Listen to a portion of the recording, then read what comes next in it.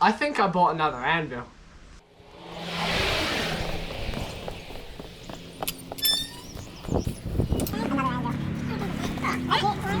Anvil, yeah.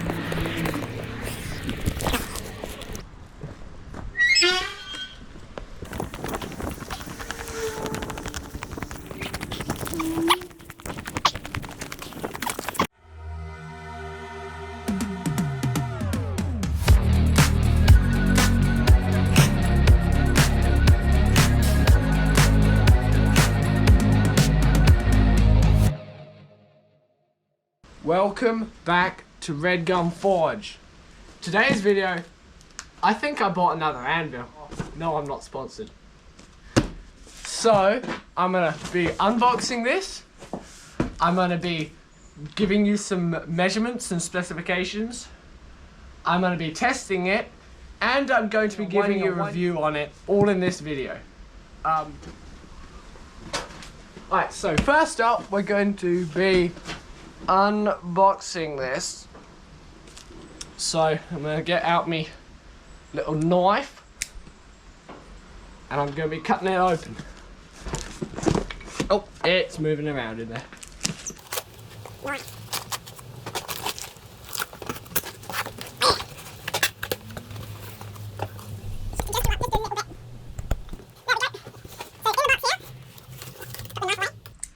In the box here, we've got a piece of paper. I should probably open this up just to have a look at it.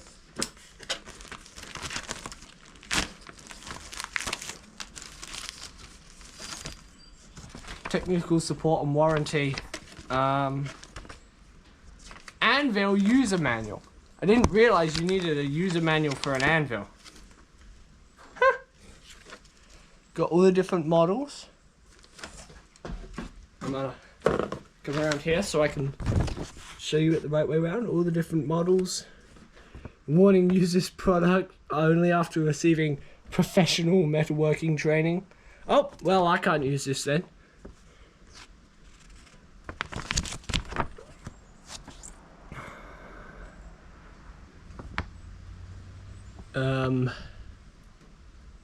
So in theory, the hidey hole size and the Pritchell hole size should be that and stuff, and I'm going to be testing to make sure that that's correct. But for now, we don't need that. Now, I'm gonna pull this off. It's kind of dirty in there. And there's my anvil. There's some chunks of wood in there for packaging and more cardboard. I mean, aside from the fact that there's a couple holes in the sides where the horns were, the anvils, take this off. I'm gonna grab a rag real quick, wipe all of the oil off the top of here. And this is the anvil. So, first impressions, it is a Vevor 22-pound anvil. I can give you a precise weight in a minute. It looks like someone's just taken an angle grinder to smarten this bit up. Looks alright. The horn's a bit stubby on this side and there's some paint on there. That looks okay. The face is all good. There's a bit of more paint there. This isn't the cleanest. But they have cast the Pritchell hole up here now. You notice with my big anvil here, the hidey hole's here and the Pritchell hole's here on a step down. This one, they've actually cast in so it doesn't step down. Alright, so now we're going to flip it over and look for casting faults. I don't see any, to be perfectly honest with you. I think I got a good anvil. My other one that's over there has a big casting fault in here, but this one seems to be perfectly cast. There's a couple minor flaws on this side, but nothing of any real problem. they've now started casting the word Vevor into them, whereas they used to say a Chio. I'm gonna grab my other anvil so we can compare. Alright you guys, so this here, take this anvil. This here is my other Vevor 22-pound cast steel anvil. And if we put the two side by side, oh, they're so heavy to carry with one hand. So you notice it now says 22 pounds. This one here used to say 10 kilos. So there's a difference. Comparing the anvils, I do notice a couple things that are different with these. First up, the horn. Sorry, the square horn on this one is slightly longer. And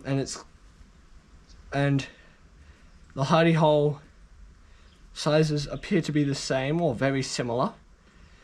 The Pritchell hole sizes are very different. That one looks cast in, this one I think has been drilled in. As well as that, we can look at the horn thicknesses. This one's the top one, which is the one I already had. If you can see there, the gap between the horn and the foot is much larger. This one that I have here is also slightly taller, but this one has got a much more stubby horn, widens very quickly, but it comes to a sharper point than this one. This one's got a wider foot base as well. If I flip these over, you'll see that it's shorter but bigger in terms of the foot base. I'll also show you that casting fault to see what I'm pointing you at. There's the casting fault in this one, but in this one there is no casting fault. It's really clean casting. Yes, this Pritchell hole has been drilled. Now if we look at the horns, you'll notice there's quite a difference here in terms of the horns. If we look at the horns, there's quite a difference. The one on your right is a lot more conical than the one on your left. This one's much more designed for blacksmithing than this one. If we bring them round again, you'll notice exactly the same thing here. And if we put them on their side, we will notice that you can see the difference there. If I line them up, you can see that this one's much shorter. Also see, if I line them up and bring it round here, if I line those two lines up again, you'll see that the faces edges are in a very different spot. Now if I line that up with the horn over here, if I line the horns up, they are about the same length. It's just the dimensions of each different part are slightly different. Right, so now on to measurements and stuff. I'm gonna grab me a tape measure and the sheet of paper that supposedly tells us what we need. So on this anvil manual, on the 22-pound anvil, right here, this is the one we want to look at. We've got the hidey hole. This is what we need, the parameters. Pritchell hole for punching out, obviously. The horn, this one, yeah, so this horn's much rounder.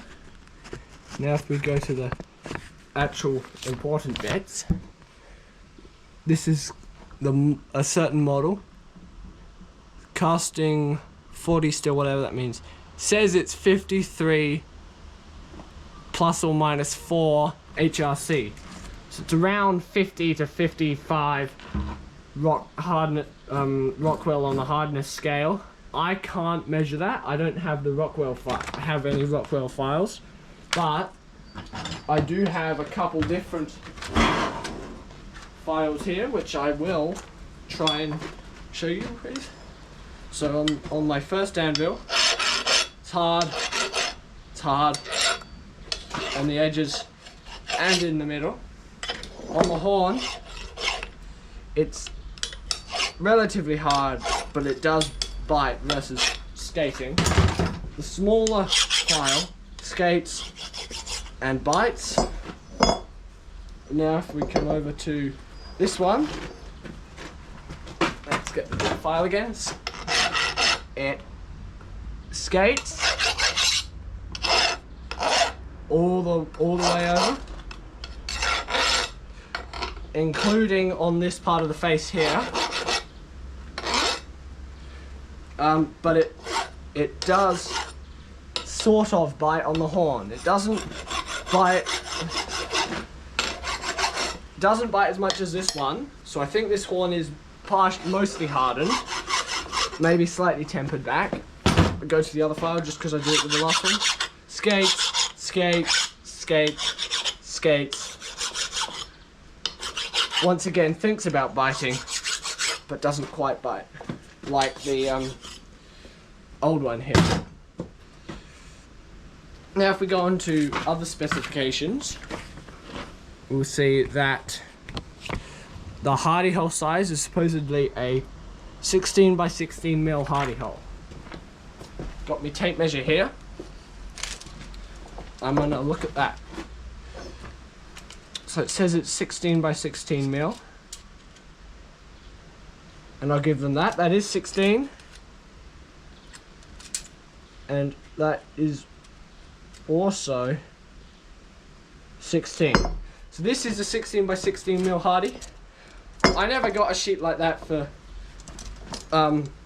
this older one, so I'm going to measure that now. That one's also close enough to 16 by 16. I do think Vevol has upped their quality a bit, because this one's their quality control and their specific parameters and stuff, because this one's a lot worse than this one. Moving on, we've got the hardy hole, Pritchell hole size, which is 10 millimeters round, supposedly. I'd say it's 10 mil diameter, is what they're talking about. So we go to this one, and I'll chuck that in there. Yep, I'll give them that. That's a 10 mil Pritchell hole. Then this one is a 20 mil Pritchell hole. It's a 2 centimeter diameter. This one's 10 mils, or 1 centimeter. This one's a 2 centimeter diameter Pritchell hole. The next specification on here, 10 to 11 kilos. And I will give them that. This is 10 kilos-ish, 22 pounds, whatever that is. I'm in Australia. We don't use this silly imperial system. This one I know is 9.8 kilos, and this one weighs more than that. So I'd give that the 10 to 11 kilos. I'm going to do some quick measurements on the anvils now. So the new anvil has a face at the main part of the face is 83 mils by 130 mils. So yeah, 130 mils. Including this extra added on part here, that's a 155.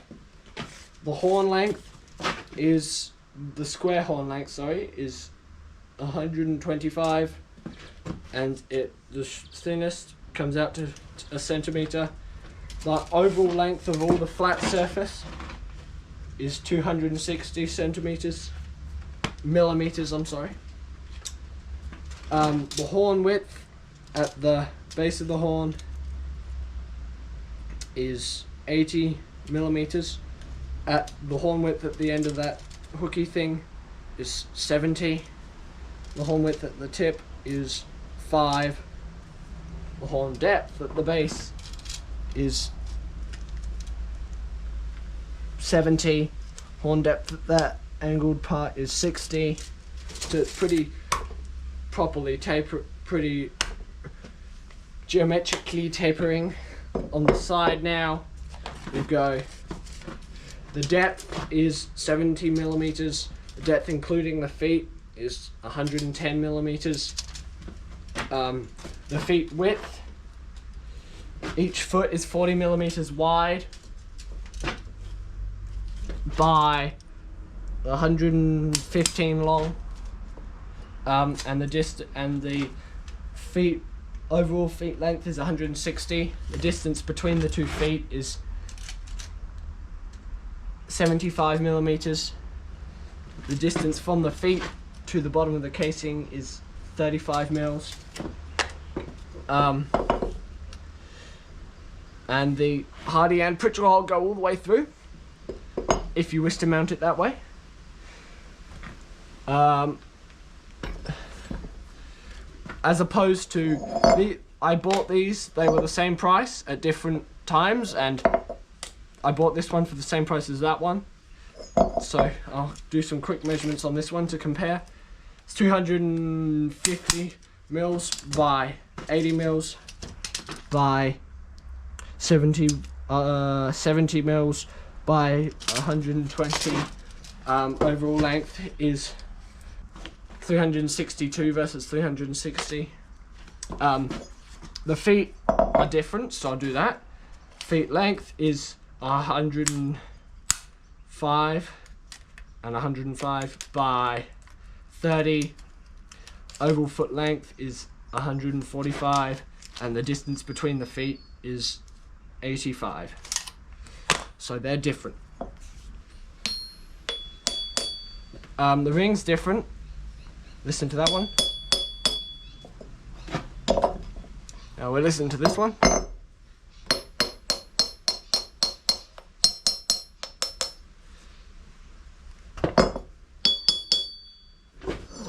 That's not an accurate test.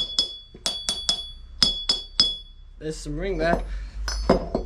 This one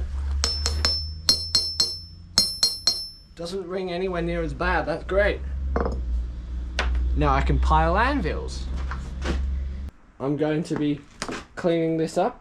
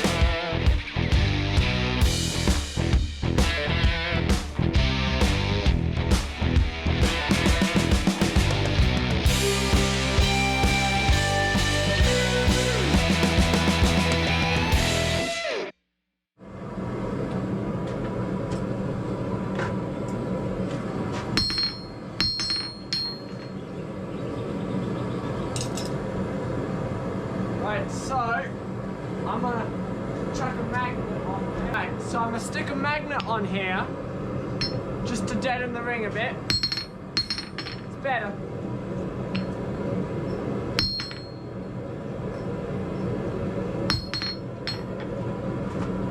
It's better. Make a quick estimate.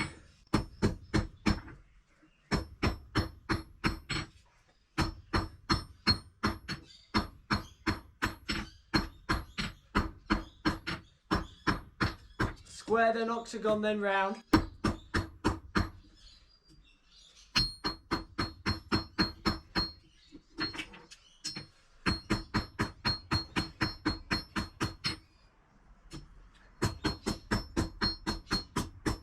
It's holding up good currently.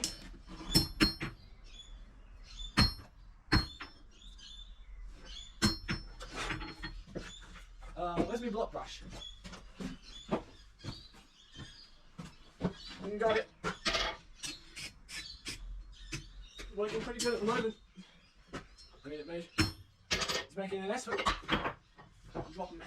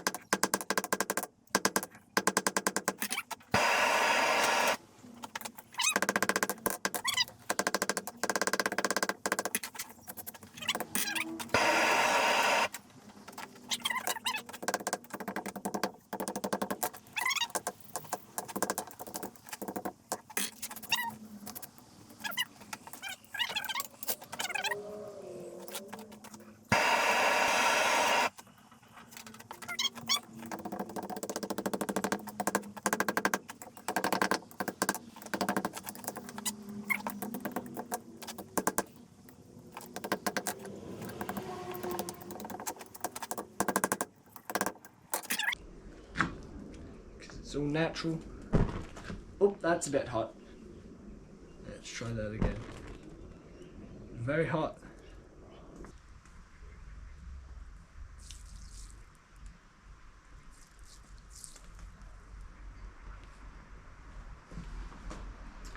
And there we go. Aside from the smoke, which there is a lot of, we do have a finished S-hook. And I'm gonna put this down on my log over here.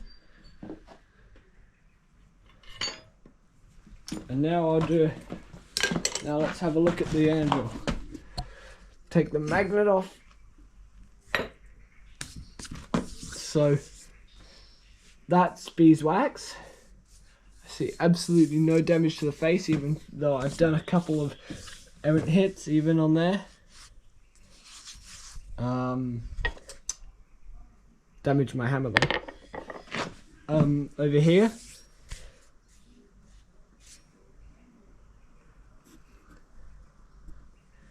the horn is maybe ever so slightly scratched. Let's see if this corner marks it. So it does mark it just a little bit. See that? So it's not quite as hard as the rest of the anvil. Because if I do that there, nothing. No damage to the face at all. It's just good to remember. A bit of paint. No damage there. So, and I don't have a ball bearing with me. On the log it does that.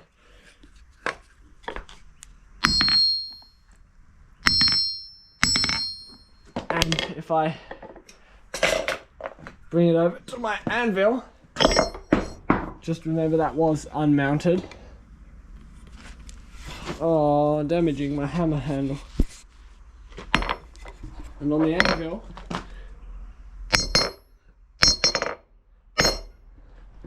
I can't do it.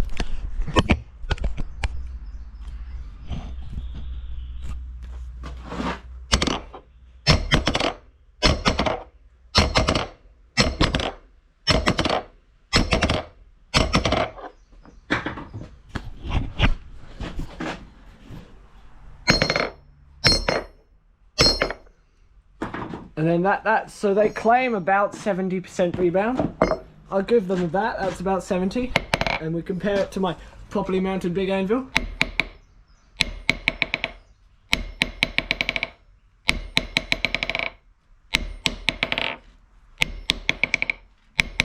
That's what about 60-70% rebound looks like. But on this anvil, on my small anvil, on my new anvil, it doesn't do that because it's not mounted down properly. But I think if I mounted that properly, it most certainly would give me a 70% rebound, or about there, which is what Vevor claim. So I forged it. Yeah. So that is just about it, you guys, for this little Vevor anvil. I do hope you enjoyed this video. If you did, make sure to let me know about that by tapping that like button down below, leaving a comment while you're down there. Make sure to stay tuned to Red Gun Forge for upcoming videos, and I'll catch you next time. Later, folks.